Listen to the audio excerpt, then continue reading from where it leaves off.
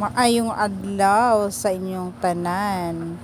Karon ang kini nga video maghimo ko og biko pilit malagkit kanang green diha panit na sa kanang limonsito. Din ako siyang gipanitan yugasan ako siya discern ako gi slice og ginagmay kay ako siyang gibutang diha kay aron di siya bidli bitaw.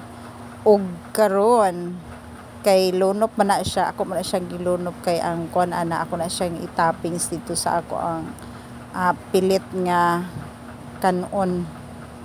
Oo, wala siyang giwalay og kanang asukar, wala siyang gibutangan ang bugas ay luto nga pilit kay aron mix na ako na siya nana ko magluto gi mix ra jud kay aron nga kuan.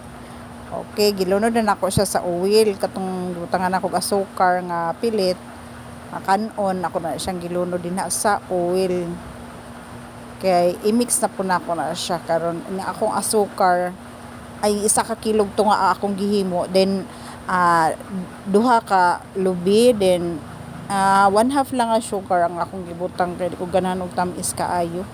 Then gibutang na po na ako siya og gamay nga asin ug ako pag human atong mix ako na putong gipataod-taoran kay aron maluto bitaw siya. Maaluto naman siya daan para siya mawala ang iyahang kabasa-basa bitaw. Makuan siya. Dili na siya mabasa, mauga na siya. Muna nga ako na siyang gibutangan og toppings kay aron muna na siya ang lunop.